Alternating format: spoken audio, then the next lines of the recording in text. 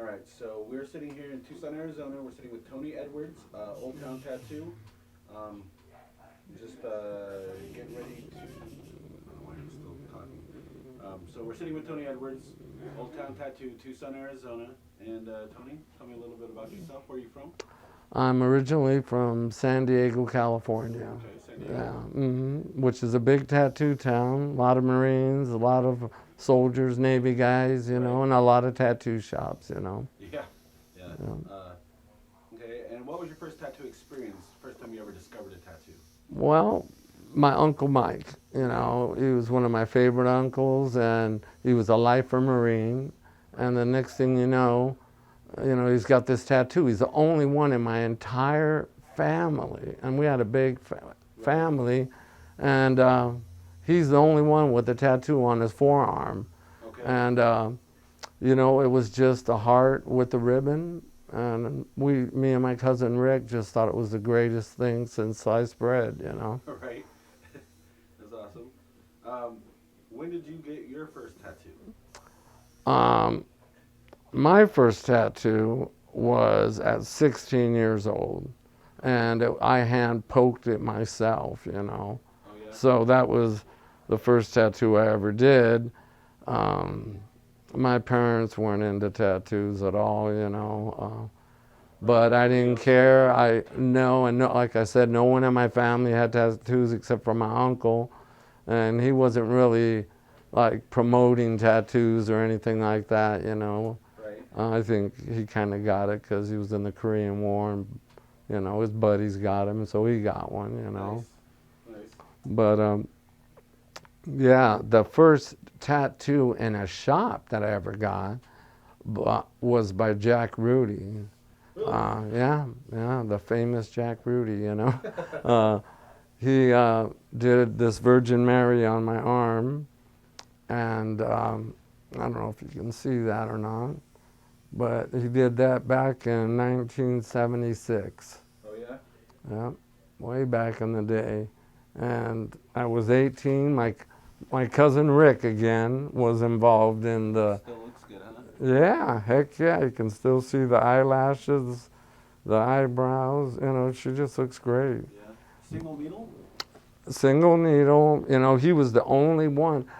I wouldn't get tattooed in San Diego, man, because they weren't doing the style that I liked, which was fine line, kind of like joint style work. Chicano style. Yeah. Right. And I didn't want to go to the joint just to get a tattoo. So anyway, my cousin calls me up and tells me, dude, man, there's this guy going by Weddle from East LA. His real name is Jack Rudy. And he's doing that stuff you like, man, that fine line single needle stuff, man. And I couldn't believe it, that in a shop atmosphere, somebody had taken it to the shop, you know. And him and Charlie Cartwright, they put together this shop, and man, they were an instant hit. Right. And it just, Good they were, Charlie's, right? yeah. Okay. And they were on Whittier Boulevard, man, ground zero. Cruising lowriders, bumper to bumper, till the sun came up, man, every weekend. And weekdays they were open too, but the weekends, man, from Friday to Sunday, it was just bumper to bumper, and these guys were bumper to bumper doing fine line work. Right. They had a big old sign that says, "Oh, it's all we do. If you want something else, go down the street. If you want color, go down the street." Really? We don't do nothing but black and gray single needle work here. That's awesome. Yeah, and it worked, man, you know. So you guys made the trip up there?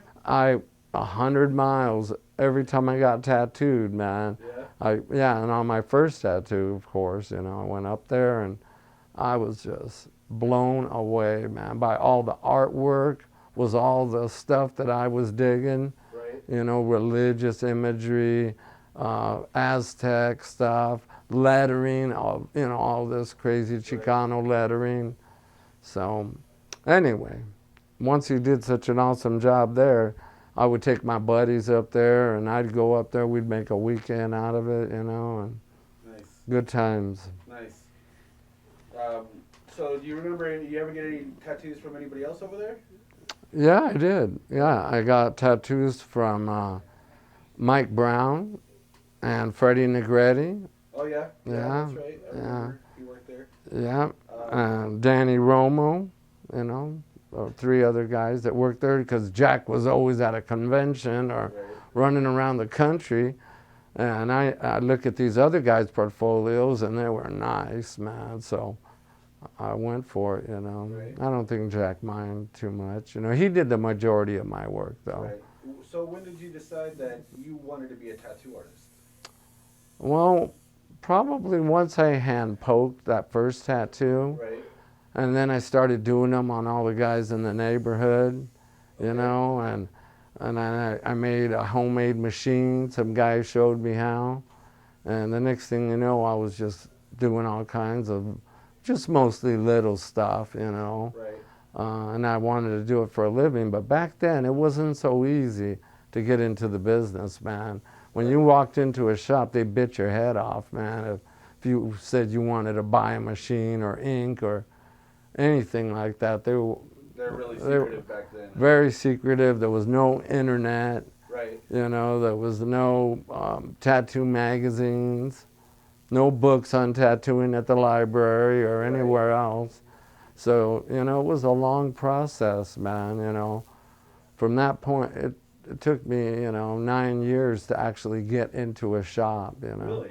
Yeah. You remember some of those shops that you tried to get into? No, I don't remember their names now. It's been so long. Right. Right. But, you know, they were 100 miles away or, you know, because down in San Diego, a lot of those cats were doing the traditional stuff, which I Right. totally have respect for those guys that came before me and were doing The all this sailor bold. stuff, right? Yeah, I totally dig it, but I was into the stuff that they were doing up at Good Time Right. Charlie's. Right. The East LA crowd. Yeah. Right.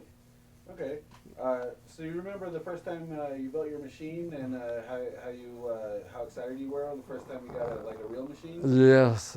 Yeah. Heck yeah. I bought it from Dennis Dwyer. Oh yeah. And Here in Tucson? yeah. And I was super excited, man, you know, and you know, he gave me some tips and stuff, and then he ended up hiring me, Nice. you know.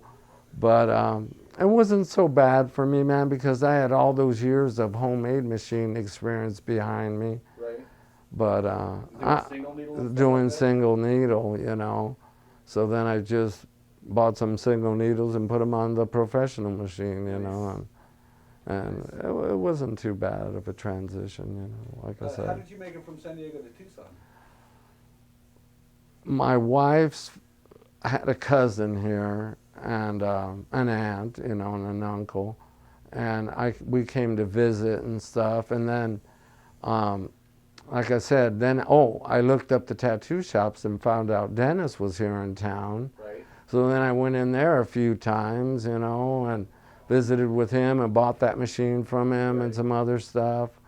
And next thing you know, man, I decided, well, I'm going to move up there, man, and see if I can't get in with Dennis. And then finally he let me in there, and the rest is history.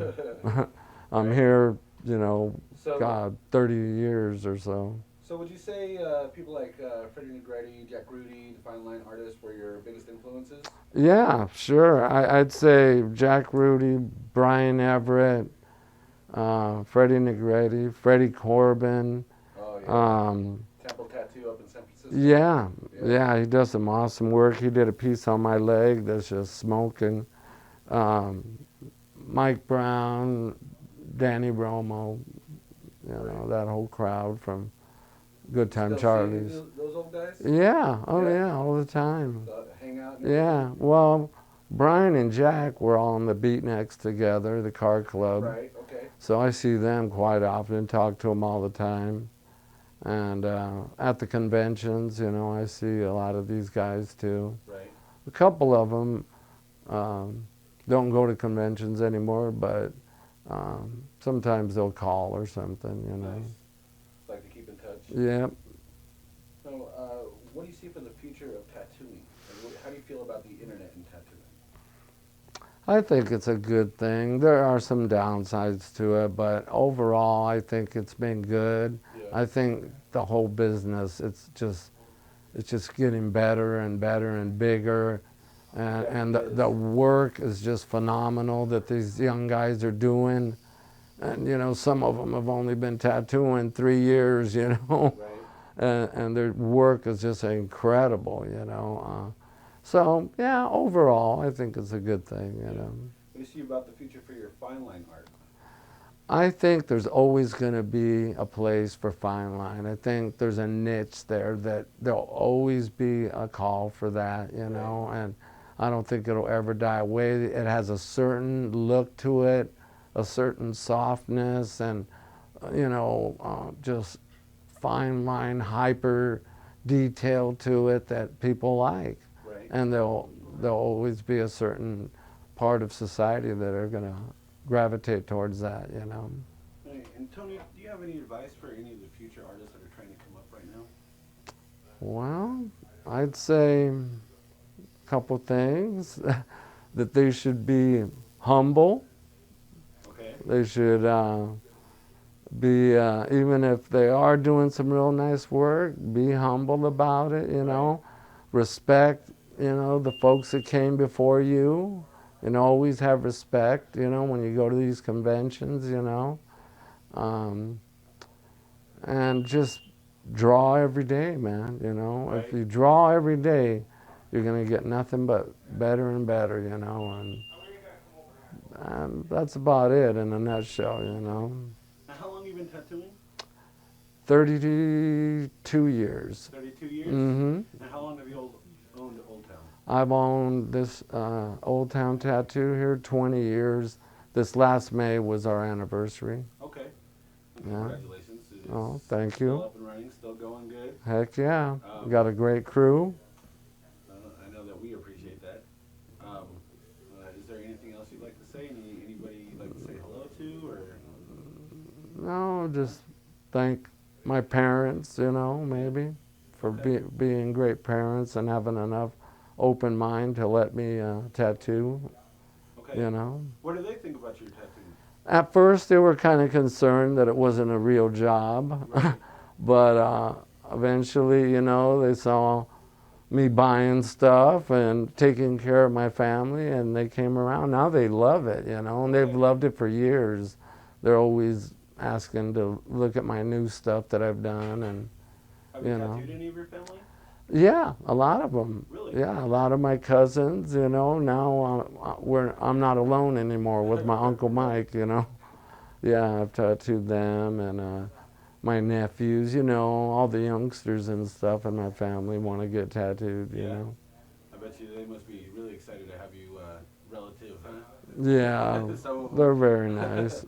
Yeah. All right. Well, and so you can be found right here at Old Town Tattoo in Tucson, Arizona. Yep. Okay, 49, Yeah. or 42.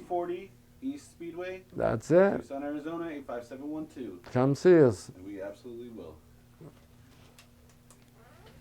Hey, and Ed? Yeah. Oh, we're at a convention in North Carolina, and we went to, oh man, this is messed up, Chuck Eldridge's shop and museum.